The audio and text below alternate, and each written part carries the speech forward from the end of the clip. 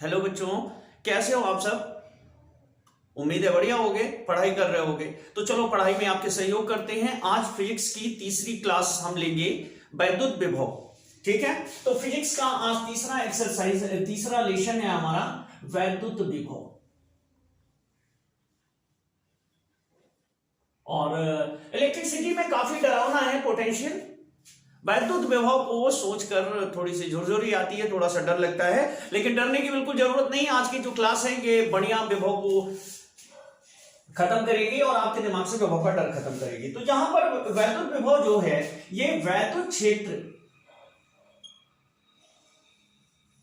की उपस्थिति को व्यक्त करने का एक टूल है। मतलब कहीं पर एक चार्ज रखा हुआ है, कहीं पर एक आवेश रखा हुआ है, तो यहां पर आवेश के चारों तरफ उसका वैद्युत क्षेत्र मौजूद है। इस चीज को हम दो तरीके से बता सकते हैं, दो तरीके से आपको परिचय करा सकते हैं कि यहां पे वैद्युत क्षेत्र मौजूद है। अब इसका परिचय कैसे होता है, या तो हम वैद्युत क्षेत्र E की सहायता से हम इसे व्यक्त कर सकते हैं, या फिर वैद्युत विभव की सहायता से। जहां E एक सदिश राशि होती है, वैद्युत क्षेत्र एक सदिश राशि होती है, लेकिन V यानी कि जो वैद्युत विभव है वो एक अदिश राशि होती है। ठीक है, वैद्युत क्षेत्र के माध्यम से भी किसी आवेश के चारों तरफ उसके जो वैद्युत क्षेत्र स्थापित होता है, उस वैद्युत क्षेत्र को हम व्यक्त कर सकते हैं। उस क्षेत्र को इस राशि के सहारे आपके सामने उसकी ताकत का प्रदर्शन कर सकते हैं, और इस राशि के सहारे हम उस क्षेत्र के भीतर अलग अलग स्थानों की ऊर्जा बता सकते हैं कि इस स्थान की ऊर्जा कितनी है। ठीक है, तो यह स्पष्ट हुआ कि वैद्युत विभव वास्तव में है क्या। तो वैद्युत क्षेत्र को व्यक्त करने के लिए हम दो तरीके यूज करते हैं, एक वैद्युत क्षेत्र और दूसरा वैद्युत विभव। ठीक है, किसी आवेश के चारों तरफ वह क्षेत्र जहां कोई दूसरा उसके जैसी प्रकृति का ही आवेश एक बल का अनुभव करता है और वो प्रतिकर्षण, और विपरीत प्रकृति का आवेश बल का अनुभव करता है लेकिन आकर्षण। यह पूरा क्षेत्र इस आवेश का वैद्युत क्षेत्र कहलाता है। इस आवेश की उपस्थिति को व्यक्त करने के लिए, इसकी ताकत को बताने के लिए हम ये बताते हैं कि यह प्रति एक कूलाम पर कितना आवेश लगा रहा है, वो कितना बल लगा रहा है। तो प्रति कूलाम पर ये जितना बल लगाता है उसे हम कहते हैं वैद्युत क्षेत्र। ठीक है, इसे हम कहते हैं वैद्युत क्षेत्र। इसी तरीके से विभव क्या होता है, अगर क्षेत्र के भीतर हम किसी ऐसे आवेश को एक बिंदु से दूसरे बिंदु तक लेकर जाते हैं, एक बिंदु से दूसरे बिंदु तक लेकर जाते हैं, यहां पर हम बताते हैं कि दूरी, इस आवेश से एक निश्चित दूरी पर इकाई आवेश पे कितना बल लग रहा है, इसको हम कहते हैं वैद्युत क्षेत्र E। इसकी सहायता से हम इस आवेश के चारों तरफ उपस्थित एक अनदेखी अनजानी ताकत की व्याख्या करते हैं। और दूसरा विभव की सहायता से हम क्या कहते हैं कि अगर क्षेत्र के भीतर किन्हीं दो बिंदुओं के बीच किसी आवेश को चलाया जाए, ले जाया जाए, तो वो बल का अनुभव तो करेगा ही करेगा। जो क्षेत्र है वो तो है ही है, लेकिन क्षेत्र के रूप में उसे नहीं व्यक्त करना चाहते, तो हम यहां पर ऊर्जा परिवर्तन के रूप में व्यक्त करते हैं कि इकाई आवेश को ले जाने में यहां से यहां तक कितना कार्य करना पड़ रहा है। इकाई आवेश को, माने यहां इकाई आवेश पे कितना बल लग रहा है और यहां इकाई आवेश पे कितना कार्य हो रहा है, मतलब कितनी ऊर्जा खर्च हो रही है। अब 10, अगर यहां पे कोई पॉजिटिव आवेश आप इधर से पकड़ के इधर ले जाएंगे तो फ्री में तो जाने से ना, उस पर कोई ना कोई ताकत तो आपको यूज करनी पड़ेगी। ठीक है, जब आप उस ताकत को यूज करेंगे तभी आवेश यहां से यहां तक जाएगा, और जब ताकत लगा के उसे खिसकाएंगे तो बल गुणे विस्थापन बराबर कार्य होगा। माने कुछ ना कुछ कार्य आप यहां से यहां तक ले जाने के लिए इसे करेंगे। अगर यह कार्य आप सिर्फ एक कूलाम आवेश के लिए कर रहे हैं, तो ये जितना कार्य आप कर रहे हैं इसी को इन दोनों बिंदुओं के बीच का विभवांतर डेल्टा भी कहा जाएगा। माने इतना डिफरेंस है, बिना इतना कार्य किए वो वस्तु यहां से यहां तक नहीं पहुंचेगी। ठीक है, ये हो गया आपका विभवांतर। ठीक है, अर्थात इसे अगर आप परिभाषित करें तो वैद्युत क्षेत्र के भीतर किसी एक बिंदु से दूसरे बिंदु तक ले जाने में किए गए कार्य और उस आवेश के मान की निष्पत्ति को, यानी कि अनुपात को, उन दोनों बिंदुओं के बीच का वैद्युत विभवांतर कहते हैं। अब इसको थोड़ा सा क्लियरली समझ लेते हैं कि वैद्युत विभव क्या है और वैद्युत विभवांतर क्या है। ठीक है, तो आइए देखते हैं वैद्युत विभव और वैद्युत विभवांतर में डिफरेंस क्या होता है।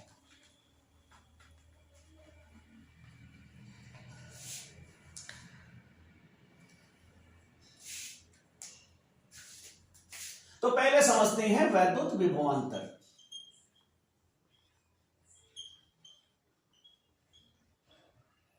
अब वैद्युत विभवांतर के लिए आप ये मान के चलिए कि आप किसके सापेक्ष आवेश को नाप रहे हैं। किसके सापेक्ष आप आवेश का वैद्युत विभव नाप रहे हैं। भाई ये भी तो होना चाहिए कि एक पॉइंट होना चाहिए। जैसे हम किसी चीज को तौलते हैं तो जीरो के सापेक्ष तौलते हैं, किसी चीज को नापते हैं तो जीरो के सापेक्ष नापते हैं। तो इसको किसके सापेक्ष नाप रहे हैं? किसी ऐसे स्थान जहां विभव शून्य है उसके सापेक्ष, या फिर कहीं क्षेत्र मौजूद है और उस क्षेत्र में कोई एक बिंदु है उसके सापेक्ष। तो जब आप किसी आवेश के चारों तरफ उपस्थित उसके क्षेत्र के भीतर कोई दो बिंदु आप चयन कर लेते हैं, मान लो ये चार्ज है और इसके चारों तरफ का ये क्षेत्र है। अब इसके भीतर आप एक बिंदु ले लेते हैं ए, और ए के सापेक्ष आप बी का विभव नापना चाहते हैं।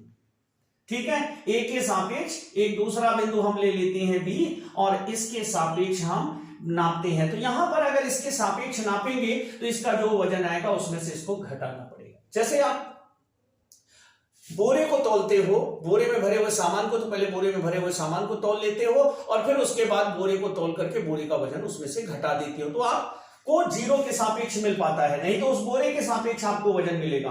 तो यहां पर जो अंतर होता है दोनों का, एक बिंदु से दूसरे बिंदु तक ले जाने में जो कार्य किया जाएगा और जितना आवेश ले जाओगे, मान लो Q0 आवेश आप यहां से यहां घसीट के ले गए, तो वह कहलाएगा इन दोनों बिंदुओं के बीच का विभवांतर। माने किसी क्षेत्र के भीतर अगर आवेश एक बिंदु से दूसरे बिंदु तक गमन करता है तो उनके दोनों बिंदुओं के बीच के जो विभवों का अंतर होता है उसे विभवांतर कहते हैं, क्योंकि वास्तव में दोनों बिंदु पर कुछ ना कुछ विभव होता है। लेकिन जब इसे हम अनंत के सापेक्ष ले लेते हैं, उस दशा में हम किसी भी बिंदु का वैद्युत विभव निकाल लेते हैं। मतलब कह सकते हैं कि ये इसी का विभव है, क्योंकि इसको जीरो के सापेक्ष नापा गया है। अब यहां पर क्या होता है कि अगर कोई पॉजिटिव चार्ज है हमारे पास और उस चार्ज के चारों तरफ वैद्युत क्षेत्र मौजूद है, अब हम अनंत पर अपने चार्ज को मानते हैं, दूसरे वाले को जिसको हम लेके आ रहे हैं Q0, और ये Q चार्ज यहां पे मौजूद है। ठीक है, जिसके कारण ये रेड लाइन तक क्षेत्र पूरा फैला हुआ है चारों तरफ गोलाई में। अब आप इसको अंदर लेके आ रहे हो, जब आप इसको अंदर लेके आओगे उस दशा में क्या होगा, यहां तक पहुंचते पहुंचते मान लो ये पॉइंट ए है और ये बी है, इस बार हम इसको यहां से यहां ला रहे हैं, तो ये वी क्या है, जीरो है। वी बराबर यहां पे जीरो है, कोई विभव है ही नहीं है, और वी पर हम मान लेते हैं विभव वी है। ठीक है, और यहां से यहां तक लाने में डब्ल्यू जूल कार्य कर रहे हो, तो यहां पे क्या होगा, वीबी माइनस वी बराबर W अपान Q0। ठीक है, अब यहां वीबी के स्थान पे V रख दिए, इसको जीरो किए तो W अपान Q0, तो ये हो जाएगा V बराबर W अपान Q0, और इस दशा में इसे हम कहेंगे A के सापेक्ष V का वैद्युत विभव। ठीक है, अब इसको परिभाषित कैसे करते हैं, यदि किसी आवेश को अनंत से किसी वैद्युत क्षेत्र के भीतर लाया जाए, आवेश को कहां से ला रहे हैं, अनंत से। अरे भैया स्पेस से नहीं ला रहे हैं, बस जहां इस क्षेत्र की सीमा खत्म हो जाती है, माने जहां ये इस दूसरे आवेश पर बल लगाना खत्म कर देता है, वही बिंदु इसके लिए अनंत हो गया। तो किसी आवेश को अनंत से आवेश के निकट किसी बिंदु तक, या अनंत से किसी आवेश को वैद्युत क्षेत्र के भीतर किसी बिंदु तक लाने में किया गया कार्य और उसके आवेश की निष्पत्ति अथवा अनुपात को उस बिंदु का अनंत के सापेक्ष वैद्युत विभव कहते हैं। ये क्लियर रखना, किस बिंदु के सापेक्ष निकाल रहे हो, अनंत के सापेक्ष रहेगा तो प्राथमिक जो विभव है वो जीरो लिया जाएगा, और किसी बिंदु के सापेक्ष रहेगा तो भैया इसका भी विभव होगा, इसका भी विभव होगा। ठीक है, तो ये हो गया आपका वैद्युत क्षेत्र और वैद्युत विभव। परिभाषा हो जाती है, यदि किसी आवेश परीक्षण आवेश को अनंत से किसी वैद्युत क्षेत्र के भीतर किसी बिंदु तक लाया जाए तो लाने में किया गया कार्य W और परीक्षण आवेश Q0 के अनुपात को उस बिंदु का वैद्युत विभव कहते हैं। ठीक है, और लिख देते हैं, यदि किया गया कार्य W हो, परीक्षण आवेश का मान Q0 हो, तो वैद्युत विभव V बराबर W अपान Q0। ये आपका पहला फॉर्मूला डेवलप हो गया। ठीक है, तो आगे अब आता है इसका मात्रक और परिभाषा। तो परिभाषा कैसे बनाते हैं, V इक्वल W अपान Q0, यदि Q0 बराबर 1 कूलम, ठीक है, मान लो 1 कूलम आवेश, और W बराबर 1 जूल कार्य करना पड़ रहा है इसको लाने में। ठीक है, तो V बराबर क्या हो जाएगा, 1 जूल प्रति कूलम।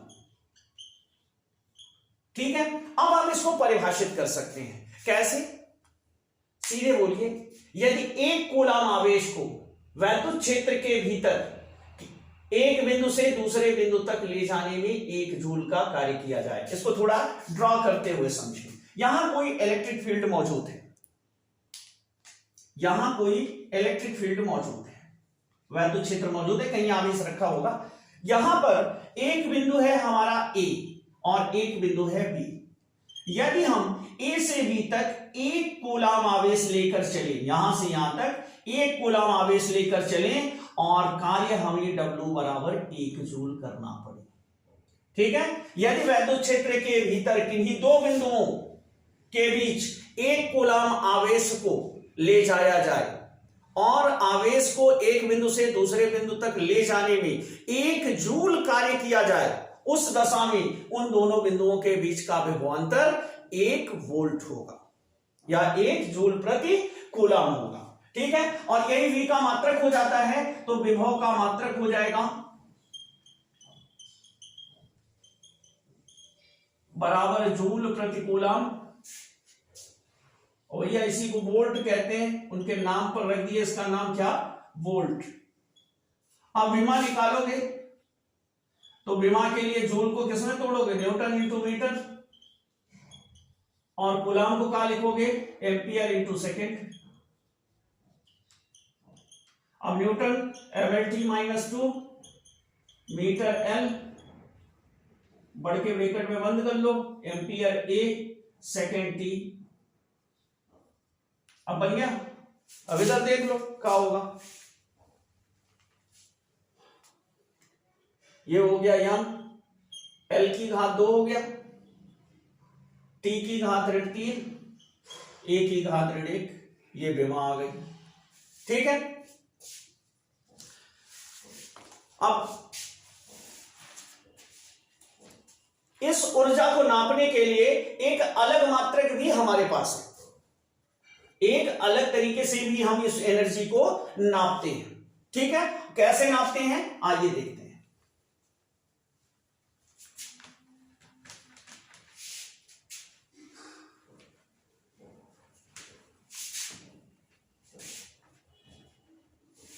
इस ऊर्जा को नापने का एक मात्रक और है विभव को नापने का, इसको हम कहते हैं इलेक्ट्रॉन वोल्ट।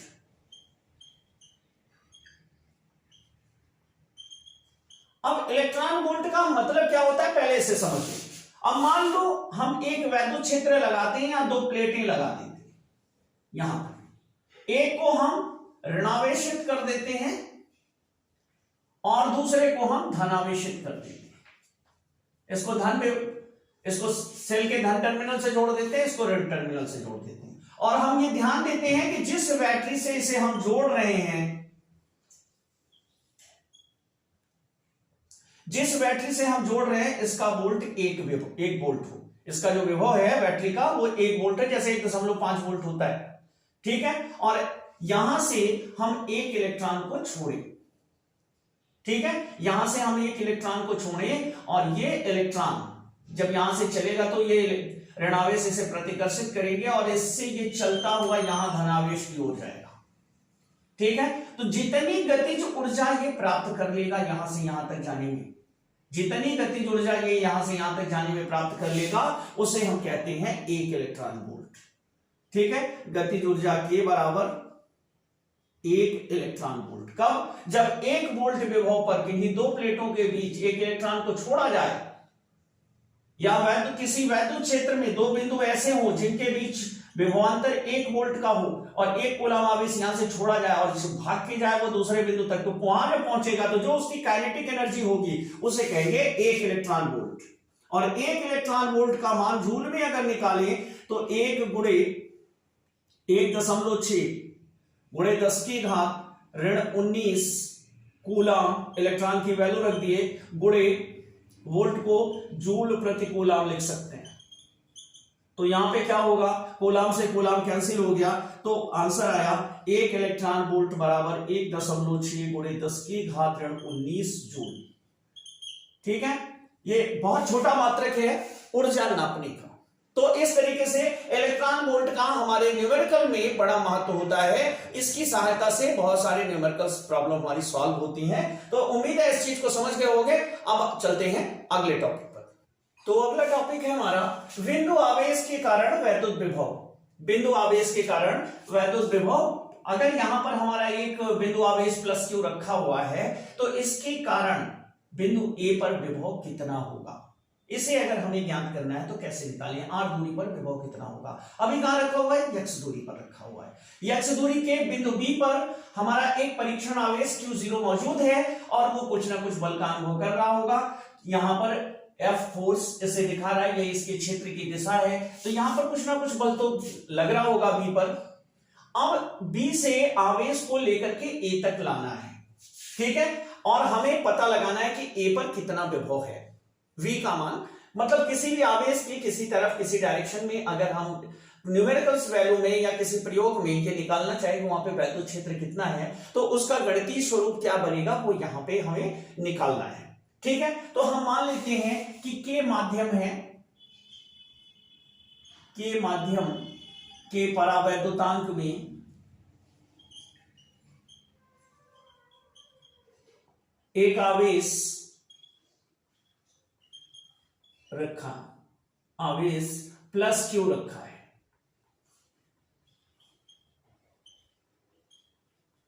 ठीक है, एक्स दूरी पर अन्य आवेश Q0 है। बी से सी तक अल्प दूरी में F को स्थिर मान सकते हैं। इसका मतलब क्या हुआ, दरअसल विभव निकालने के लिए हमें यह पता करना होगा कि Q0 आवेश को जब हम यहां से यहां तक ला रहे हैं तो उस अवस्था में यहां से हम बिंदु ए तक लाएंगे तो उस अवस्था में हम कितना कार्य करेंगे, हमें कार्य निकालना है। और कार्य बराबर होता है बल गुणे विस्थापन। और आप कह सकते हैं बल दिया है, विस्थापन हमें पता ही है, तो गुणा मान दो आप, x माइनस आर डिस्टेंस पे लेके आना है उसको। कुल डिस्टेंस कितनी है, x में से r घटा दो तो x माइनस आर डिस्टेंस पे उसे खींच के लाना है। और आराम से आप दूरी दी गई है और आपको बल भी दिया गया कि अब बल लग रहा है, सीधे गुणा कर लो, कार्य आ गया। लेकिन मेरे बच्चों बल जो है वो परिवर्तनीय है, दूरी बढ़ने के साथ बल कमजोर हो रहा है और जैसे जैसे आप इधर आओगे बल बढ़ता जाएगा। अब किस वाले बल से गुणा करें, जो सबके पास वाला है, जो सबसे दूर वाला है। यहां तो एक समस्या हो जाती है ना, जब हमारे पास ऐसे परिवर्तनशील राशियां मौजूद हों तो सबसे पहले हमें यह पता करना होता है कि परिवर्तन जो बदलाव हो रहा है वो किस हिसाब से हो रहा है, उसका भी तो कोई गणितीय सूत्र होगा। तो अगर दो बिंदुओं के बीच हम बल निकालते हैं तो यहां लिखेंगे तब Q0 के मध्य वैद्युत बल। अब गुलाम चचा को बुलाओ, तो वैद्युत बल क्या होगा, F equal 1/4 pi epsilon not के Q1 Q2 या Q0 अपान R स्क्वायर। तो R तो है नहीं यहां पे, तो इसको x बना दो। ठीक है, इस हिसाब से यहां पे बल लग रहा है भैया। बल जो है वो दूरी बदलने के साथ, x के मान परिवर्तन होने के साथ इस हिसाब से बल लगता है। ठीक है, अब लिखो कि अब यहां पे हमने कहा कि लेकिन भैया हम ये बहुत थोड़ी सी दूरी चला रहे हैं, यहां से यहां तक बीसी के बीच जो दूरी है वो बहुत ही सूक्ष्म है, तो इतनी दूरी में बल में कोई खास फर्क नहीं होने वाला भैया। इतनी दूर हम स्थिर मान लेते हैं कि हमारे बल में बदलाव हो ही नहीं रहा है और थोड़ा सा तो कार्य होगा, इसमें कौन सा बहुत ज्यादा फर्क पड़ जाएगा।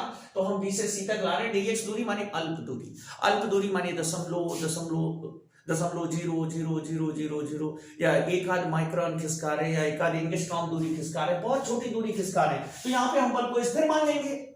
तब बी से सी तक dx दूरी लाने में कार्य, तो यहां पे dw बराबर हो जाएगा कितना, अब दूरी कितनी आप ला रहे हैं dx और बल कितना है f। अब यहां ध्यान दीजिए, आप उल्टा चल रहे हो, फोर्स के उल्टे चल रहे हो, फोर्स उस ओर लग रहा है और आप इस ओर आ रहे हो, तो यहां पे माइनस dx गुणा करो, ठीक है। अब dw इक्वल हो गया, F की वैल्यू रख दो भैया, क्योंकि बल तो इस हिसाब से बदल रहा है, तो 1/4 पाई एप्सिलॉन नॉट की Q0 upon x square dx, ठीक है। अब इनका इंटीग्रेशन कर दो, तो ये हो गया। इतना काम तो कहां से मिल रहा है, इतना काम कहां से मिल रहा है, जब हम इसे बहुत थोड़ी दूरी चला रहे हैं। तो अगर इसे हम इनफाइनाइट टू r लेके आए अनंत से, तो यहां पे हो जाएगा w बराबर इंटीग्रेशन, पहले तो कांस्टेंट वैल्यू बाहर निकाल दो, तो कांस्टेंट वैल्यू बाहर निकल जाएगी Q0 upon 4 pi epsilon not की इंटीग्रेशन इनफाइनाइट टू r, यहां से अनंत दूरी से ला रहे हैं और आवेश के r दूरी तक नजदीक तक इसको ले आते हैं, ठीक है। और ये हो जाएगा integration dx upon x square, then ये क्या हो जाएगा w इक्वल, अच्छा माइनस तो इसका छोड़ दिए, यहां लगा दो minus Q0 upon 4 pi epsilon not की, अब यहां पे क्या हो जाएगा ये -1 अपॉन x और इनफाइनाइट टू r, अब माइनस माइनस बाहर निकाल लो, प्लस हो गया, तो w बराबर हो गया Q0 upon 4 pi epsilon not की, ये हो गया, अब ये पॉजिटिव हो गया 1 upon r minus 1 upon infinite, ये हो गया 0, तो ये हो गया w बराबर Q0 upon 4 pi epsilon not की इंटू 1 अपॉन r। तो ये भैया निकल आया w हमारा कार्य, इतना कार्य करना पड़ेगा जब आप वहां से घसीट घसीट के इसको यहां तक लाओ, ठीक है। अब चलो निकालते हैं विभव, तो विभव कितना चार्ज आप लेके आए हो, Q0 लेके आए हो, तो यहां पे विभव v बराबर हो जाएगा w अपॉन Q0, हो गया ये हमारा। अब आप इस मान को जब रखेंगे इसमें, तो v बराबर क्या हो जाएगा Q0 upon 4 pi epsilon not, 4 pi epsilon not के इंटू r बटे Q0, तो Q0 से Q0 निपट गया, v बराबर है 1 अपॉन 4 पाई एप्सिलॉन नॉट के Q अपॉन r, और ये बन गया हमारा फॉर्मूला विभव का, ठीक है। अर्थात किसी आवेश से r दूरी पर अगर विभव निकालना है तो 9 गुणे 10 की घात 9 और उस आवेश के मान को गुणा कर दो और दूरी और परावैद्युतांक से उसे भाग दे दो, आपका विभव आ जाएगा। तो इस तरीके से हमारा ये डेरिवेशन है, बहुत कठिन नहीं है, उम्मीद है कि आप इसको समझे होंगे। चलिए इस डेरिवेशन के आगे की कड़ियों को देखते हैं। तो अगला जो टॉपिक है हमारा, वो टॉपिक है वैद्युत द्विध्रुव के कारण वैद्युत विभव, ठीक है। अब वैज्ञानिकों की टीम ऐसी होती है कि बिना खुरापात किए उनसे रहा नहीं जाता, तो आगे खुरापात सुझा कि एक प्रकार के आवेश के कारण जो विभव होता है वो तो उन्होंने निकाल लिया कि उस आवेश के समानुपाती और उसकी दूरी के व्युत्क्रमानुपाती होता है, ठीक है। बाकी तो कांस्टेंट है, v equal 1/4 pi epsilon not के Q अपॉन r। अब उन्होंने कहा मान लो चार्ज दो तरीके का रखते हैं, पॉजिटिव रखते हैं, एक नेगेटिव रखते हैं, और ये बहुत ही छोटी दूरी पर रखे जाए, तो आपको याद होगा पिछले चैप्टर में इसे वैद्युत द्विध्रुव कहा जाता है। तो अगर दो विपरीत प्रकृति के समान परिमाण के, जैसे ये -q है या +q है, दोनों का परिमाण समान है, q कूलम, ये नेगेटिव है ये पॉजिटिव है, बहुत अल्प दूरी 2l पर रख दिए जाए, तो ऐसी युक्ति को वैद्युत द्विध्रुव कहते हैं। अब इसमें p पर वो कह रहा है कि वैद्युत विभव ज्ञात करो, तो ये -q दूर है, इसके कारण इसका जो ऋणात्मक विभव है वो कम होगा, इसके कारण ज्यादा होगा। तो हम यहां पर ऐसे थियरी आगे लिखते हैं कि माना के परावैद्युतांक वाले माध्यम में -q व +q दो बिंदु आवेश हैं जो एक वैद्युत द्विध्रुव की रचना करते हैं, जिनके बीच की दूरी 2l है।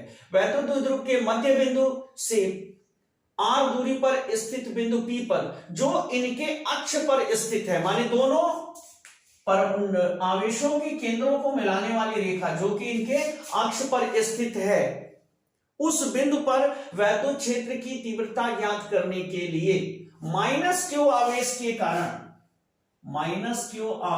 कारण वैद्युत विभव, और इसे लिखेंगे v1 बराबर 1/4 पाई एप्सिलॉन नॉट के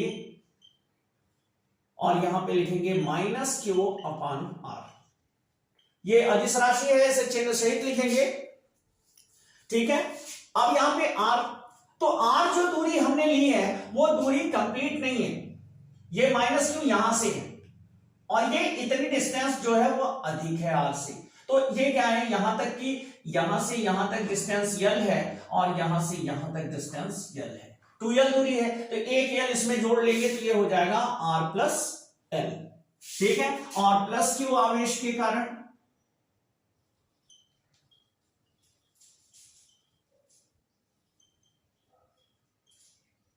वैद्युत विभव कहां पे निकाल रहे हैं, बिंदु P पर। V2 बराबर 1/4 पाई एप्सिलॉन नॉट की Q अपान, अब यहां पे डिस्टेंस लेंगे, यहां पे डिस्टेंस लेंगे तो ये डिस्टेंस क्या होगी, R माइनस L होगी। यहां तक R है पूरा और इतना इसमें से घटा देना, तो कितना घटाना है, R माइनस L, ठीक है। जाहिर सी बात है V2 बड़ा होगा, इसका हर छोटा है, तो यहां पे V हो जाएगा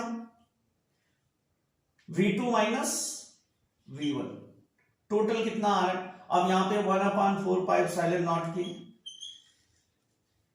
Q अपान R माइनस L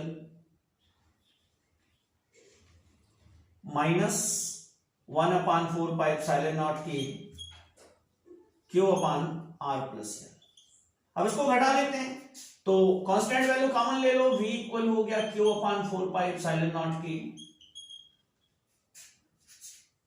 और ब्रैकेट में हो जाएगा 1/R minus L minus 1/R plus L। अब यहां पे एलसीएम हो गया तुम्हारा 4 पाई एप्सिलॉन नॉट की, ये R plus L minus R plus L अपान R square minus L square.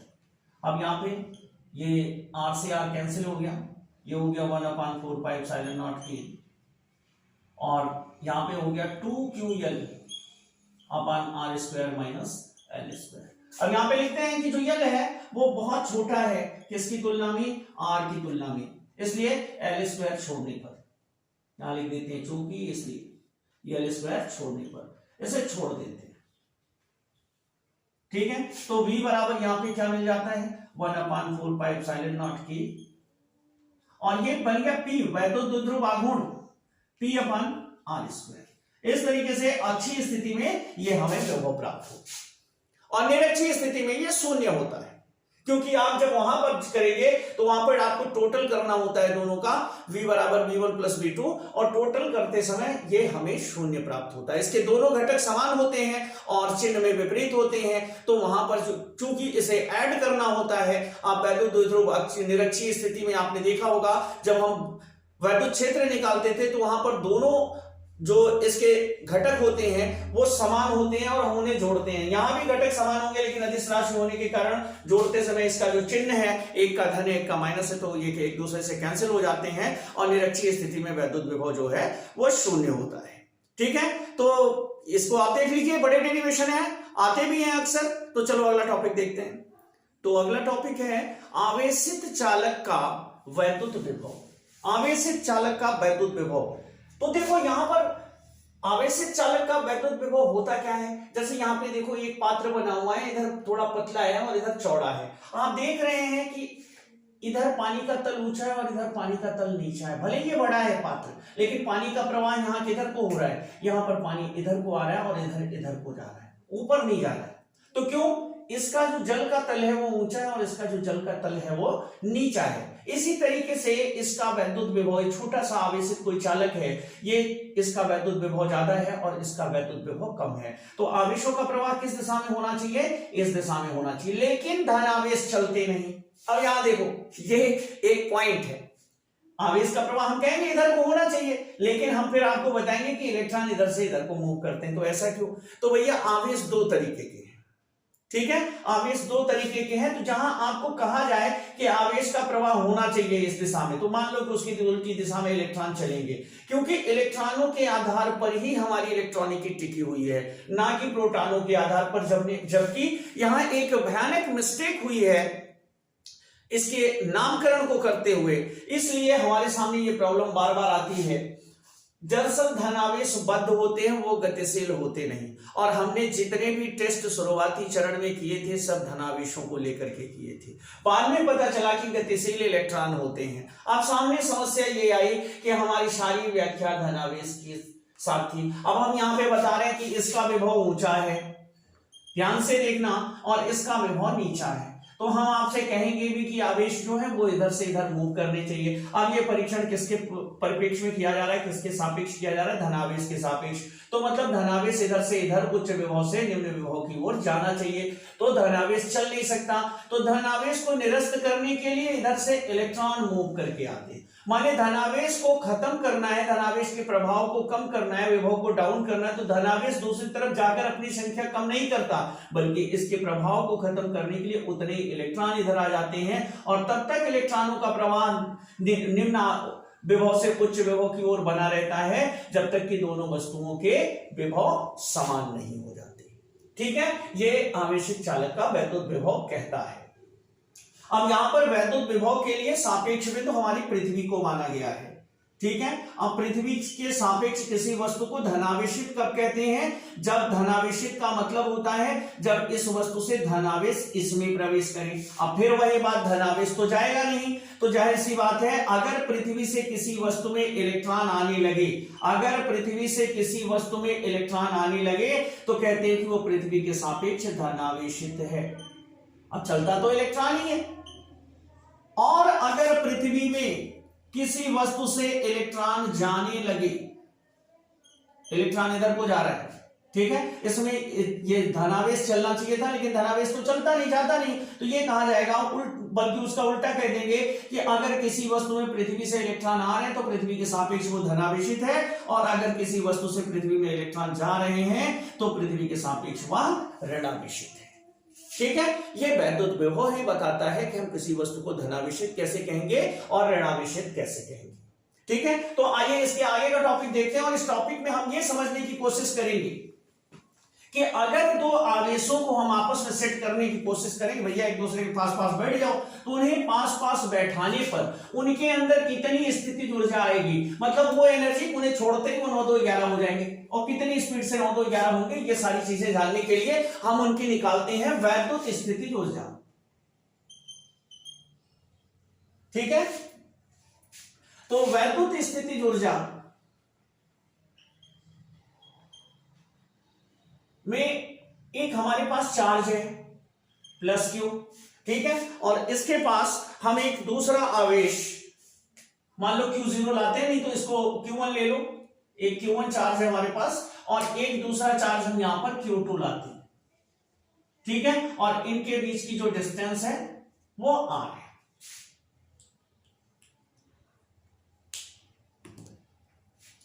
तो अब इस डिस्टेंस पर हम यहां पर लिखेंगे Q1 के कारण, अब इसे मान लो A बिंदु और इसे B बिंदु, Q1 के कारण बिंदु B पर विभव, अब इसे निकालोगे V बराबर 1/4 पाई एप्सिलॉन नॉट के, हर जगह परावैद्युतांक के लगाए रखेंगे, अगर वो हवा देता है, वो निर्वात देता है या वायु देता है तो वहां पे के बराबर 1 रख लेंगे, अगर परावैद्युतांक दिया है तो उसे क्वेश्चन में रख लेते हैं। अब ये हो गया Q1/R, ये हो गया विभव। तब कार्य W बराबर V इंटू Q2, ठीक है, उसे कितनी दूरी पे लेके आए, R दूरी पे लेके आए, तो विभव यहां पे कितना होगा उसमें Q2 से गुणा कर दो। अब यहां पे V कितना निकाला आपने, 1/4 पाई एप्सिलॉन नॉट की, अब यहां Q1 Q2 दोनों का गुणा हो जाएगा, ये तो Q1 तो V का मान है, Q1/R, ये आपने V का मान रखा और इंटू Q2 करोगे तो क्या बन जाएगा, W बराबर 1/4 पाई एप्सिलॉन नॉट की Q1 Q2/R। अब यही कार्य जो आप उनको लाने में किए हो, यही कार्य वैद्युत स्थितिज ऊर्जा के रूप में उनके अंदर संचित हो जाएगी। तो अगर किन्हीं दो आवेशों की वैद्युत स्थितिज ऊर्जा निकालने को कहा जाता है तो हम इसी फार्मूले की सहायता से निकालते हैं। किया क्या हमने, भैया एक आवेश यहाँ रखा हुआ है, दूसरे घसीट के कहीं से ला रहे हैं, तो कितना वर्क संचित हो जाएगा इनके अंदर, और वर्क दिखेगा, अगर आप इसको छोड़ोगे तो शक से बन जाएगा ये दूसरी तरफ, तो इसके भागने की ताकत कहां से है, जो तुम खींच के लाए हो। ठीक है, तो कितनी ताकत इसमें हमने स्टोर कर दी भागने के लिए, तो उसको निकालने के लिए क्या करते हैं, Q1 के कारण Q2 पहले विभव निकाल लिया, तो विभव का भी इस बिंदु आवेश के कारण r दूरी पर विभव ये होगा। अब कार्य निकालो, वही कार्य तो उसके अंदर है स्थिति ऊर्जा के रूप में, तो W बराबर V इंटू Q2 कर दिया, विभव गुणे आवेश, वही शुरुआत वाला सूत्र। अब V का मान रख दिया, बन गया ये फॉर्मूला। ठीक है, अब और देखते हैं एक अन्य राशि विभव प्रवणता, एक अन्य टॉपिक अक्सर पूछा जाता है, ये 2 नंबर में विभव प्रवणता, और ये कि विभव प्रवणता वैद्युत क्षेत्र के बराबर होता है, इसमें संबंध निकालने को भी आता है। तो हमारा टॉपिक है विभव प्रवणता।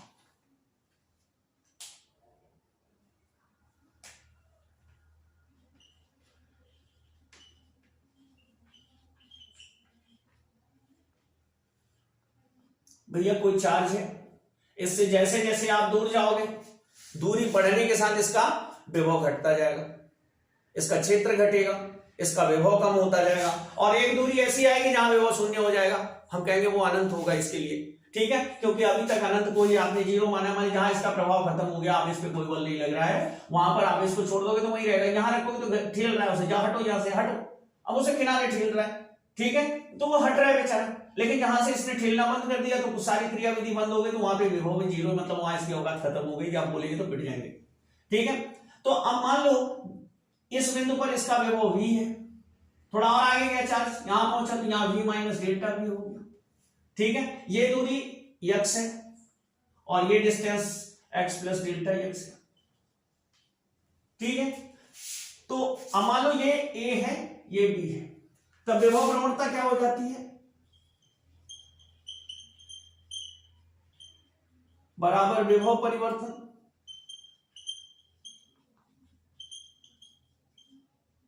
बटे दूरी परिवर्तन।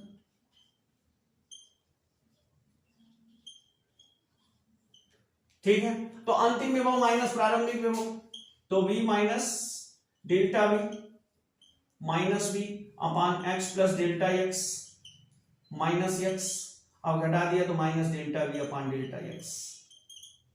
ठीक है, तो विभव प्रवणता, अब इसका मात्रक क्या होगा, विभव प्रवणता का मात्रक लगे हाथ, उसको भी समझ लो।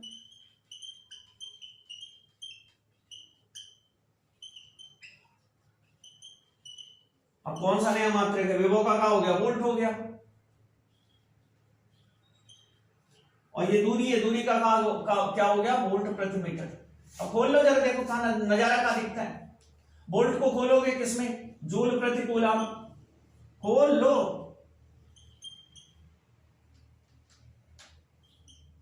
जूल को खोल लो, न्यूटन इंटू मीटर अपान मीटर इंटू कूलम, तो मीटर से मीटर निपटा दो, बचा क्या, न्यूटन प्रति कूलम। वाह वाह, देख रहे हो क्या मिल रहा है आपको, वैद्युत क्षेत्र का मात्रक आ गया ये न्यूटन प्रति कूलम। तो इसका मतलब है कि विभव प्रवणता वैद्युत क्षेत्र के तुल्य होती है। तो आज को सिद्ध कर देते हैं, 2 मिनट लगता है। इसको कहते हैं वैद्युत क्षेत्र व विभव प्रवणता में संबंध। विभव प्रवणता ऐसे आगे बढ़ा देते हैं हेडिंग इसकी, विभव प्रवणता व वैद्युत क्षेत्र में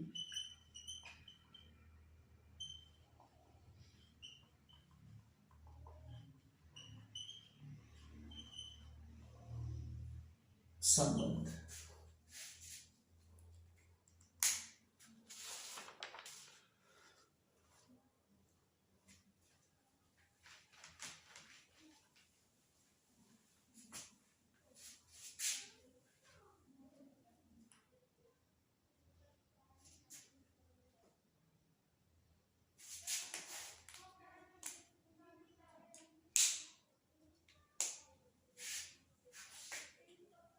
इस फिगर को भी हटा देते हैं और यहां पे कहते हैं कि एक अल्प सूक्ष्म परीक्षण आवेश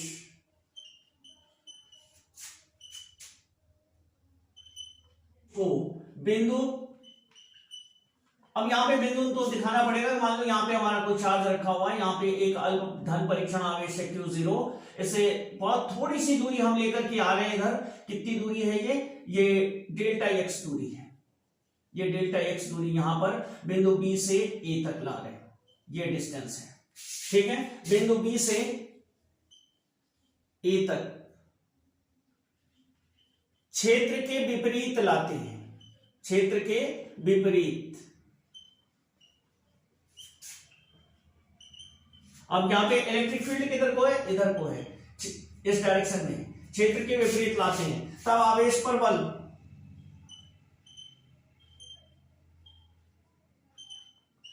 F बराबर क्या हो जाएगा, E इंटू Q0, वैद्युत क्षेत्र गुणा कुल आवेश।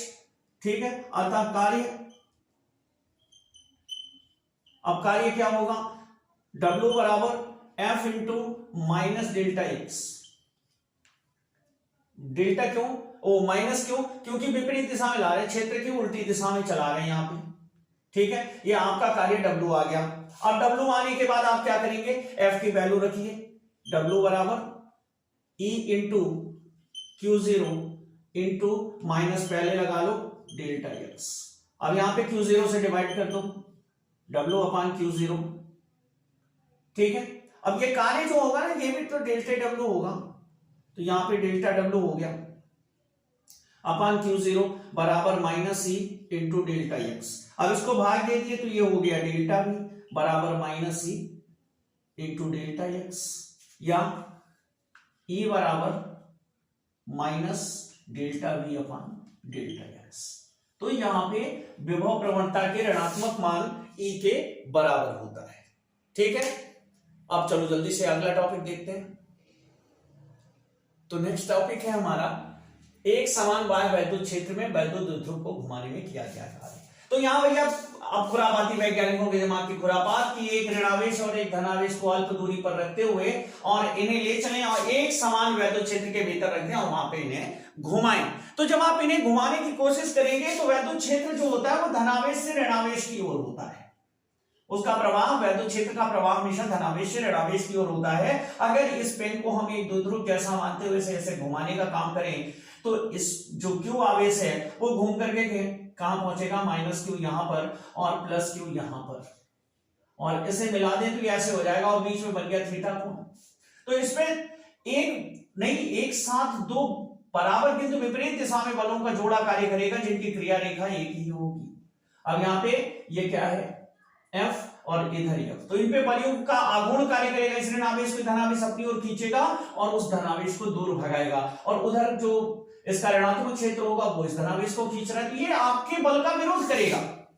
और वो विरोध कितना होगा, जितना आप इसका थीटा बड़ा करेंगे वो बल उतना बड़ा हो जाएगा, और उसे कहते हैं बलयुग्म का आघूर्ण टाउ बराबर पीई साइन थीटा, जहां पी द्विध्रुव का आघूर्ण है और ये वैद्युत क्षेत्र है और साइन थीटा वह कोण है जो ये मान बता रहा है कि आप थीटा कितना बढ़ाएंगे उसके हिसाब से प्रत्यानयन बल टाउ जो है वो बढ़ता जाएगा। कितना बढ़ेगा, कितना बढ़ेगा, पीई साइन थीटा के बराबर पड़ेगा। थीटा आप जितना बड़ा करेंगे प्रत्यानयन बल का मान उतना अधिक होता जाएगा। ठीक है, तो यहां पे कितना कार्य करना पड़ेगा, अब कार्य के लिए कार्य, अब यहां पे हम मान लेते हैं अब टाउ जो है वो फिक्स नहीं है, ये बल फिक्स नहीं है कि कितना लगेगा। अब क्या किया जाए, तो अब वही करेंगे जो इसके पहले किए थे, एक समान बल मानते हुए थोड़ी सी दूरी खिसकाया और बोले बल जो है वो एक समान रहेगा। ठीक है, यहां भी वही समाकलन वाली विधि लगाएंगे। हम मान लेते हैं कि बहुत डी थीटा दूरी में, डी थीटा कोणीय विस्थापन में बहुत सूक्ष्म विस्थापन कर रहे हैं, तो डी थीटा कोणीय विस्थापन में क्या होगा, टाउ को स्थिर मान सकते हैं, मान लिया भैया, और कोई विकल्प ही नहीं है, मान सकते हैं। तो अब कार्य निकालेंगे, तो कार्य डी डब्ल्यू बराबर क्या हो जाएगा, बलयुग्म का आघूर्ण यानी प्रत्यानयन बल, वही बलयुग्म का आघूर्ण चाहे प्रत्यानयन बल लिखो, गुणे कोणीय विस्थापन। चलो अब यहां ले लिया डी डब्ल्यू बराबर बलयुग्म का आघूर्ण हो गया tau o into d theta. चलो भैया कोई बात नहीं, डी डब्ल्यू अब टाउ किस हिसाब से बदल रहा है, तो पी साइन थीटा के हिसाब से बदल रहा है, डी थीटा। तो बोले भैया फिर पूरा घुमा देना, ये जो सामने वाली स्थिति है ऐसे मान ले थीटा 0 और इसको कहां तक घुमा रहे हैं, बोले थीटा तक घुमा रहे हैं, तो बोले घुमा लो, क्या दिक्कत है। तो कार्य कितना होगा W और P कांस्टेंट किया बाहर और यहां लगाया integration theta 0 to theta sine theta d theta. अब जानते हो साइन थीटा का समाकलन नेगेटिव होता है तो माइनस पी और कॉस थीटा यहां पटका साथ में और ऊपर लगा दिया थीटा 0 टू थीटा। W निकल आया हमारा कार्य। अब वैल्यू रख दे तो W बराबर हो गया minus PE cos theta minus cos theta 0। ठीक है, माइनस को अंदर ले गए तो P बराबर कॉस थीटा 0 माइनस, अरे 0 है भैया, कॉस थीटा। ये आ गया आपका सूत्र। अब बोले भैया अगर साम्य में हम कहें कि साम्य की स्थिति में थीटा 0 बराबर 0 होता है तो रख लो भाई, इसको भी रख लो, काहे तकलीफ में रहोगे। W बराबर P cos 0 minus cos theta. अब जानते हो कॉस 0 की वैल्यू 1 होती है तो मिल गया W बराबर P ब्रैकेट में 1 माइनस कॉस थीटा। आप खुश हो गए। यह डेरिवेशन आता है, बहुत अच्छे से आता है, बहुत अच्छे से आता है और 3 नंबर 5 नंबर में आसानी से आता है। ठीक है, तो आओ इसकी कुछ न्यूमेरिकल देख लें, कुछ सवाल देख लें। तो न्यूमेरिकल में हमारा पहला न्यूमेरिकल है कि यदि दो बिंदुओं ए तथा बी पर वैद्युत विभव क्रमशः 2 वोल्ट व 4 वोल्ट हैं तो 8 माइक्रोकूलाम के बिंदु आवेश को बिंदु ए से बी तक ले जाने में कितना कार्य करना पड़ेगा। ठीक है, तो यहां पर हमारा पहला क्वेश्चन है, इसमें है VA इक्वल 2 वोल्ट और VB इक्वल 4 वोल्ट, ए से बी तक ले जाना है और आवेश कितना है हमारा क्यों 8 माइक्रोकूलम। अब माइक्रो हटाएंगे तो 8 गुणे 10 की घात माइनस 6 कूलम। ठीक है, तो कार्य कितना होगा W बराबर डेल्टा V इंटू क्यू। अब डेल्टा V कितना है VB minus VA into Q. ये वैल्यू हो गई 4 माइनस 2 गुणे 8 गुणे 10 की घात माइनस 6 जूल। अब ये 4 में से 2 घटेगा 2 हो गया तो ये हो जाएगा 8 दूनी 16 गुणे 10 की घात माइनस 6 जूल, या इसको लिख सकते हैं 16 माइक्रो जूल। ठीक है, तो बहुत ही आसान से न्यूमेरिकल होते हैं अगर हमें फार्मूले याद हैं तो। ठीक है, अब यहां पे विभवांतर निकाल लेंगे और उस विभवांतर में आवेश से गुणा कर देंगे, हमें किया गया कार्य निकल आएगा क्योंकि डेल्टा V बराबर W अपान Q। ठीक है, तो आओ अगला क्वेश्चन देखते हैं। देखो जो हमारा दूसरा क्वेश्चन है, इस दूसरे क्वेश्चन में कहता है कि 0.5 मीटर दूरी पर स्थित दो बिंदुओं के बीच विभवांतर 50 वोल्ट है। मतलब दो बिंदु मान लें ए व बी, तो इनके बीच विभवांतर माने VB माइनस VA बराबर 50 वोल्ट है। इसे आप डेल्टा V भी लिख सकते हो, बराबर डेल्टा V। ठीक है, इनके बीच की दूरी जो है, डिस्टेंस जो है वो 0.5 मीटर है। ठीक है, और आवेश कितना है, एक आवेश को ले जाया जा रहा है, ये 2 कूलम है। तो कार्य बताइए। अब यहां पर ये जबरदस्ती आपको बना दिया है, दे दिया पहले, उसका कोई काम नहीं है क्योंकि यहां पर हमें कार्य W निकालना है और W बराबर होगा डेल्टा V इंटू क्यू। हमें केवल विभवांतर से मतलब है और आवेश से, तो डेल्टा V कितना है 50 गुणे 2 बराबर 100 जूल। तो ये आ गई हमारी एनर्जी। ठीक है, तो आगे बढ़ते हुए हम तीसरे क्वेश्चन को देखेंगे। तीसरा क्वेश्चन है हमारा कि 5 कूलम आवेश को ए से बी तक 5 कूलम आवेश को हम ले जा रहे हैं और ले जाने में कुल कार्य जो हमें करना पड़ रहा है वो कार्य है 25 जूल। ठीक है, और बिंदु ए का जो विभव है वो दिया हुआ है हमें 10 वोल्ट। तो बिंदु बी का विभव निकालो, VB बराबर 1। तो यहां पे भैया क्या करना है आपको, कुछ खास नहीं, सीधे आपके पास फॉर्मूला है कि VB माइनस VA बराबर W अपान Q0 या W अपान Q। तो यहां मान रख दो, VB निकालना है आपको और BA का मान हुआ 10 बराबर W है आपका 25 और यहाँ पे Q कितना है 5 कूलम। तो 5 से कैंसिल कर दो, ये आया 5 वोल्ट। अब 10 उधर ले जाके जोड़ दो तो VB बराबर हो गया 15 वोल्ट। ठीक है, तो इस तरीके से हमारा तीसरा क्वेश्चन हुआ। और चौथा देखते हैं। तो चौथे क्वेश्चन में कह रहा है कि दो बिंदु आवेश है हमारे जो समान है, 30 माइक्रो कूलम के हैं Q1। चौथा क्वेश्चन है Q1 बराबर Q2 बराबर 30 माइक्रो कूलम बराबर 30 गुणे 10 की घात -6 कूलम। ठीक है, एक दूसरे से 30 सेंटीमीटर की दूरी पर रखे हुए हैं, एक दूसरे से 30 सेंटीमीटर की दूरी पर रखे हुए हैं, माने R बराबर 30 सेंटीमीटर। ठीक है, इसके मध्य बिंदु पर वैद्युत विभव ज्ञात करना है, मध्य बिंदु पे कितना होगा। तो ये टोटल डिस्टेंस है 0.3 मीटर। ठीक है, 30 सेंटीमीटर बराबर 0.3 मीटर। तो मध्य बिंदु पे यहां पे R1 लेंगे तो R1 क्या हो जाएगा 0.3/2, ये बराबर हो जाएगा R2 के, यानी 0.3/2 0.15 मीटर। ठीक है, तो मध्य बिंदु पर Q1 के कारण विभव तो निकाल लो भैया V1। अब दोनों पॉजिटिव हैं तो दोनों ऐड होंगे, V1 बराबर हो जाएगा 1/4πε0 के इनटू Q अपॉन R1। तो V1 मिलेगा 9 गुणे 10 की घात 9। अब यहां पे वायु में है तो K के लिए मान 1 ले लेंगे और Q1 कितना है हमारा 30 गुणे 10 की घात -6 कूलम। 30 गुणे 10 की घात -6 कूलम और बटे R1 हुआ 0.15। तो अब देखो इसका 2 अंक का दशमलव हटाओगे 10 की घात -2 हुआ, ऊपर गया 10 की घात 2 हुआ, 9 में जोड़ा 10 की घात 11, 1 0 हटाया आपने हो गया 12।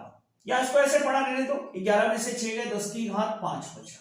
ठीक है, अब यहां पे हो गया 9 गुणे 30 गुणे 10 की घात 5 बटे 15। तो 15 दूनी 30, 9 दूनी 18, मतलब 1.8 गुणे 10 की घात 6 वोल्ट। ये आ गया आपका V1। ठीक है, इसी प्रकार सेम सब कुछ वही है, तब V2 बराबर भी आएगा तो भैया इतना ही ना, 1.8 गुणे 10 की घात 6 वोल्ट। तो V बराबर V1 प्लस V2, मध्य बिंदु पर कितना होगा 1.8 गुणे 10 की घात 6 धन 1.8 गुणे 10 की घात 6। अब दोनों को जोड़ लो तो ये हो गया 3.6 गुणे 10 की घात 6 वोल्ट। इस तरीके से फाइनली हम मध्य बिंदु पे निकाल लिए। तो अगर दो समान प्रकृति के आवेश है तो उनके चिन्हों के साथ आप उनका विभव निकालिए और विभव निकालने के बाद ऐड कर लीजिए।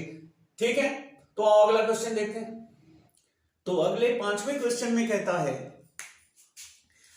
कि संलग्न चित्र के अनुसार आवेशों को मिलाने वाली रेखा किन बिंदुओं पर वैद्युत विभव तथा वैद्युत क्षेत्र शून्य होंगे। ठीक है, तो यहां पर जो फिगर दिया हुआ है वो इस तरीके से है कि यहां पे +Q आवेश रखा हुआ है और इससे कुछ दूरी पर -3Q आवेश रखा हुआ है और इन दोनों को मिलाने वाली रेखा के बीच की जो डिस्टेंस है वो है 1 मीटर। अब ये कह रहा है कि कहां पर वैद्युत विभव शून्य होगा और कहां पर वैद्युत क्षेत्र शून्य होगा। तो वैद्युत विभव के लिए हम मान लेते हैं कि धन वाले आवेश से R मीटर दूरी पर शून्य हो रहा है, तो इधर 1 - R मीटर हो जाएगा। ठीक है, और मान लेते हैं कि ये बिंदु हमारा A है, ये B है और ये C है। ठीक है, क्वेश्चन नंबर है हमारा 5। तो यहां पर हम लिखेंगे +Q के कारण जो विभव होगा वो होगा V1 = 1/4πε0 के Q अपॉन R। ये इक्वेशन फर्स्ट हो गई। और V2 जो होगा वो होगा 1/4πε0 के -3Q अपॉन 1 - R। ये हो गई इक्वेशन 2। अब टोटल V निकाले जहां पर V 0 हो जाए, तो V = 0 होना है, शून्य कहां है C पर, तो यहां पे रखेंगे V का मान V1 + V2। ठीक है, जोड़ के निकालना, टोटल मान 0 आए, तो यहां पे क्या रखेंगे 1/4πε0 की Q अपॉन R माइनस 1/4πε0 की अब ये जो प्लस था उसको ये 3 वाला माइनस इसे माइनस कर देगा, 3q अपान 1 माइनस r इक्वल 0। अब इसको पक्षांतर करके बराबर कर देते हैं तो ये क्या हो जाएगा, यहां पर देखो ये बनेगा हमारा 1 अपान 4 पाई एप्सिलॉन नॉट के q upon r equal 1 upon 4 pi epsilon not के 3q अपान 1 माइनस r। ये पूरी वैल्यू कैंसिल हो गई, q से q कैंसिल हो गया। अब यहां पे 1 upon r equal 1 minus r, 3 upon 1 minus r बचा। क्रॉस मल्टीप्लिकेशन करो, 1 minus r equal 3r, then 4r equal 1, r equal 1/4 equal 0.25 metre. यहां हम कह सकते हैं प्लस q आवेश से, प्लस q आवेश से 25 सेंटीमीटर की दूरी पर क्या होगा, विभव शून्य होगा। प्लस क्यू के कारण क्षेत्र होगा E1 बराबर 1 अपान 4 पाई एप्सिलॉन नॉट के क्यू अपान, अब पहला वाला चार्ज ले रहे हैं तो ये डिस्टेंस कितनी है, ये एक्स स्क्वायर, और माइनस 3q के कारण क्षेत्र E2 इक्वल होगा 1 अपान 4 पाई एप्सिलॉन नॉट के 3q। अब यहां पे हम ऋण चिन्ह नहीं लेंगे क्योंकि एक सदिश राशि है, ये हो जाएगा 1 प्लस एक्स का होल स्क्वायर। ठीक है, अब E1 बराबर E2, C पर क्या हो रहा है, E1 बराबर E2, तो 1 अपान 4 पाई एप्सिलॉन नॉट की Q upon x square equal 1 upon 4 pi epsilon not की 3Q अपान 1 प्लस एक्स का होल स्क्वायर। ठीक है, सारी वैल्यू कैंसिल, ये कैंसिल, ये कैंसिल। अब यहां पे क्या मिल रहा है हमें, 1 अपान x square equal 3 upon 1 plus x का होल स्क्वायर। अब यहां पे रूट ले लेते हैं, क्रॉस मल्टीप्लिकेशन हो जाएगा, तो ये हो जाएगा 1 प्लस एक्स स्क्वायर, तो इसका पहले रूट ले लीजिए आप, तो ये हो जाएगा 1 अपान एक्स इक्वल रूट 3 अपान 1, ये होल स्क्वायर है 1 प्लस एक्स। क्रॉस मल्टीप्लिकेशन कर लो, 1 plus x equal root 3x। ठीक है, अब यहां पे ये हो गया 1 equal root 3x minus root 3x minus x, x common ले लो तो x equal 1 upon root 3 minus 1, परिमेयकरण कर दो root 3 plus 1 upon root 3 plus 1, तो ये हो गया, यहां परिमेयकरण कर रहे हैं, मल्टीप्लिकेशन कर रहे हैं, तो ये हो गया root 3 plus 1 upon 3 minus 1, then 1.732 plus 1 by 2, ये हो गया 2.732 बटे 2। अब डिस्टेंस निकल कर आई x इक्वल 1.366 मीटर, मतलब प्लस क्यू आवेश से इतनी दूर अगर चले जाए तो यहां पर मतलब माइनस से जितनी दूर ये रखा है उससे भी कहीं दूर चले जाए तब वहां पर क्षेत्र जो है वो शून्य होगा। ठीक है, तो आगे बढ़ते हैं। तो अगला क्वेश्चन है हमारा 10 माइक्रोकूलम तथा माइनस 2 माइक्रोकूलम के बिंदु आवेशों के बीच की दूरी 1 मीटर है, इसके मध्य बिंदु पर वैद्युत विभव ज्ञात करो। तो छठवां नंबर होगा 10 कूलम, Q1 बराबर दिया है धन 10 कूलम, और 1 मीटर की दूरी पर एक दूसरा चार्ज रखा हुआ है, ये यहां पर माइनस 10 कूलम आवेश है, Q2 बराबर, और इसके मध्य बिंदु पर आवेश पूछ रहा है, वो विभव पूछ रहा है कितना होगा, डिस्टेंस 1 मीटर है। तो यहां पर क्या करेंगे, यहां पर हम वैल्यू लेंगे 1 अपान V1 बराबर 1 अपान 4 पाई एप्सिलॉन नॉट। अब यहां पे R1 कितना हो जाएगा 0.5, R2 कितना हो जाएगा ये भी 0.5, मध्य बिंदु पर लेना है तो ये हो जाएगा इंटू के क्यू यानी 10 बटे 0.5। V2 बराबर हो जाएगा 1 अपान 4 पाई एप्सिलॉन नॉट के माइनस 10 बटे 0.5। तो V बराबर V1 प्लस V2 बराबर 0, क्योंकि एक पॉजिटिव एक नेगेटिव है, कैंसिल हो जाएगी। ठीक है, तो चलो अगला क्वेश्चन देखते हैं। तो हमारा 7वें नंबर पर क्वेश्चन है कि +q+2q तथा +4q कूलम आवेशों को a मीटर भुजा वाले एक समबाहु त्रिभुज के कोने पर रखने में कितना कार्य करना पड़ेगा। माने एक हम निकाय बना रहे हैं, एक समबाहु त्रिभुज है, 7वां नंबर क्वेश्चन, एक समबाहु त्रिभुज है जिसकी प्रत्येक भुजा a मीटर है।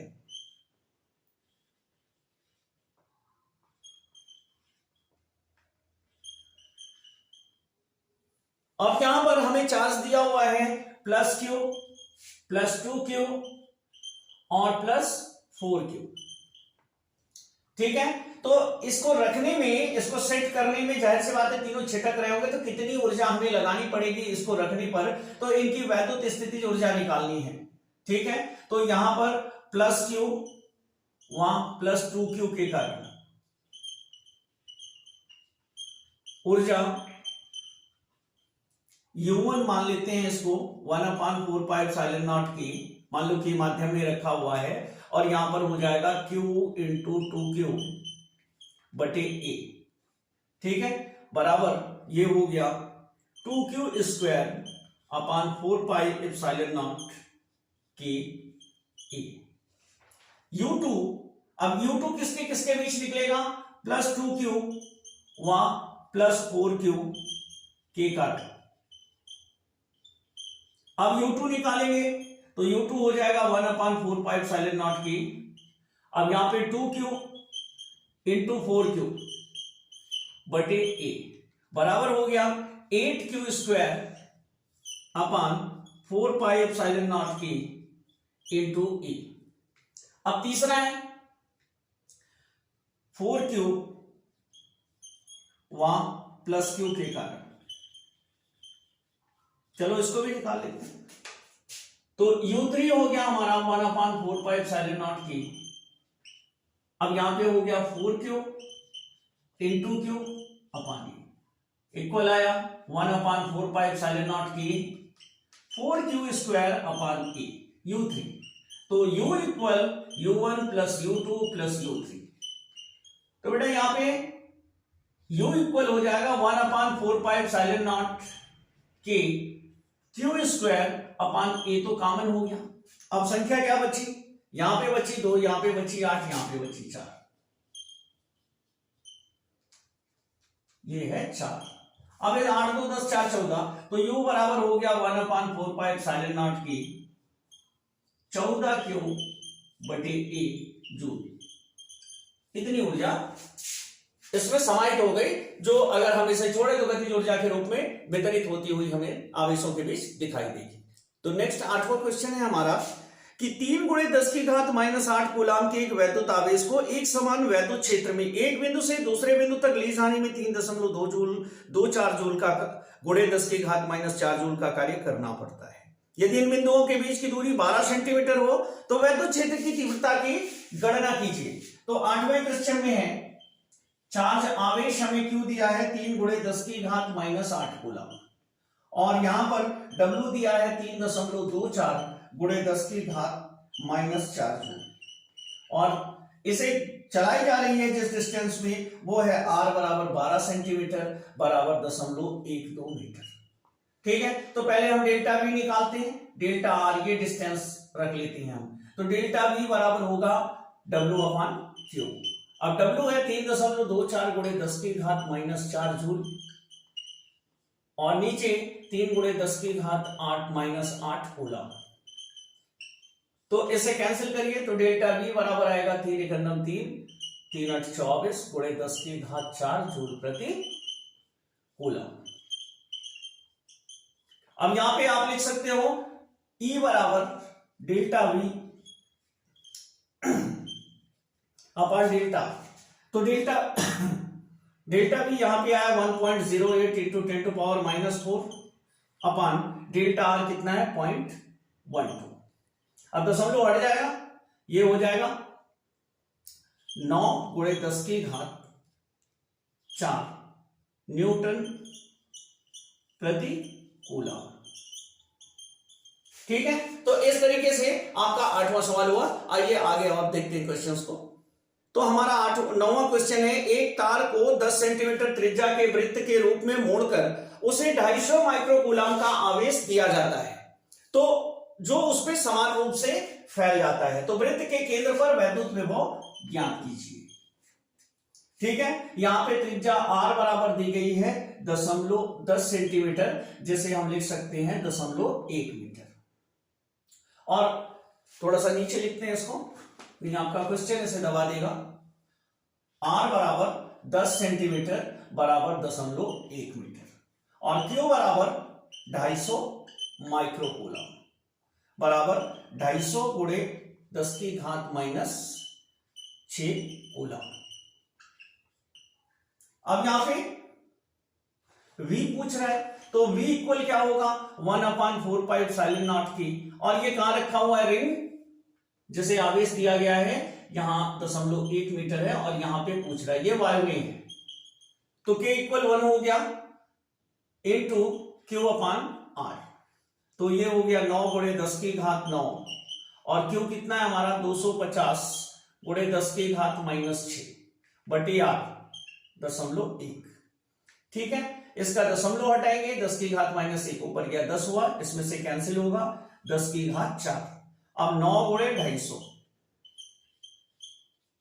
25 9 या 225 गुणे 10 की घात 4। अब 3 अंक पे दशमलव ले लो, 2.25 गुणे 10 की घात 7 क्या वोल्ट। इतना विभव है इस वृत्त के सेंटर पर। तो आज की लास्ट सवाल, तो इस क्लास की लास्ट सवाल है 10वें सवाल के रूप में कि धातु की दो प्लेटें 5 सेंटीमीटर की दूरी पर समांतर स्थित है, इनके बीच 200 वोल्ट की एक बैटरी जुड़ी है। गणना कीजिए प्लेटों के बीच गुजरने वाले अल्फा कण पर कार्यरत बल तथा एक प्लेट से दूसरी प्लेट तक पहुंचने में अल्फा कण की गतिज ऊर्जा में वृद्धि। ठीक है, तो ये लास्ट 10वां क्वेश्चन है। इसमें ये कहता है कि यहां पे दो प्लेटें हैं हमारे पास, धातु की दो प्लेटें हैं और इनके बीच की जो डिस्टेंस है वो डिस्टेंस है 5 सेंटीमीटर और इन्हें एक बैटरी से कनेक्ट किया गया है। ये कितने वोल्ट की है 200 वोल्ट की। तो यहां से एक अल्फा कण छोड़ा जाता है इधर के लिए। ठीक है, तो ये अल्फा कण जब चलेगा तो ये कितना बल इस पे लग रहा है, ठीक है, ये हमें ज्ञात करना है और ऊर्जा में कितनी वृद्धि हो रही है ये ज्ञात करना है। तो यहां पे हमें जो वैल्यू दी गई है अल्फा कण दिया गया है, तो Q बराबर हो गया 2E बराबर 2 गुणे 1.6 गुणे 10 की घात ऋण 19 कूलम बराबर 3.2 गुणे 10 की घात ऋण 19 कूलम हो गया। ठीक है,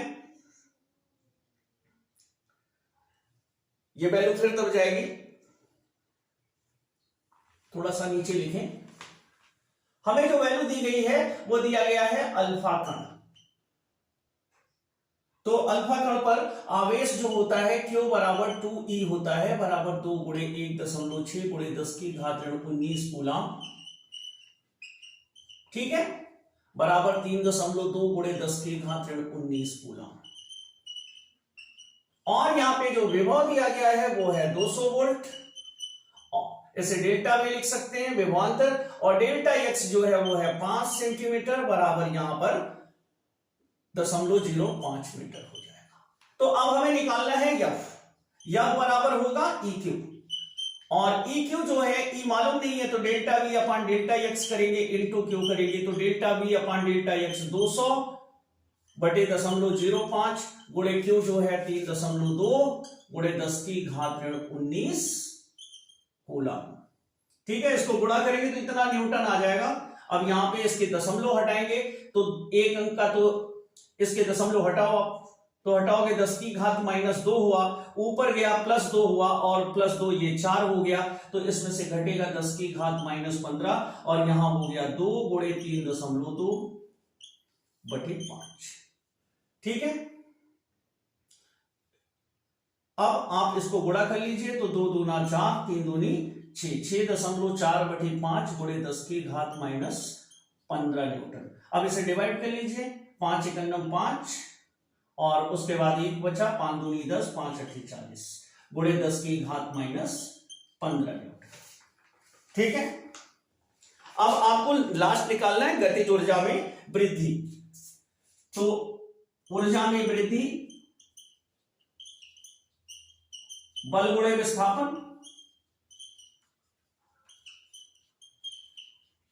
कितना विस्थापन हुआ 5 सेंटीमीटर, बल कितना है 1.28।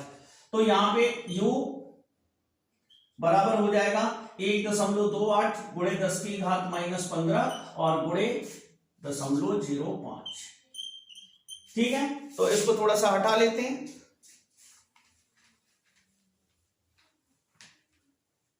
अब यहां पे इसे गुणा कर देना है, u इक्वल हो गया 1.28 गुणे 5 और इसके 2 घाती इस पे बढ़ा दो गुणे 10 की घात -17 जूल। अब 5 से गुणा कर लो, 5 8 40, 4 हुआ, 5 दूनी 10, 4 14, 1, 5 1 5 है 6, 6.4 गुणे 10 की घात -17 जूल। इस तरीके से गतिज ऊर्जा में हमने विभव की सहायता से वृद्धि ज्ञात करी। ठीक है, तो बेटा उम्मीद है ये क्लास आपके लिए बहुत फायदेमंद होगी। अगर क्लास आपको अच्छी लगे तो सब्सक्राइब कर लीजिएगा। मिलते हैं आपसे नेक्स्ट वीडियो में, तब तक पढ़ते रहिए, बढ़ते रहिए।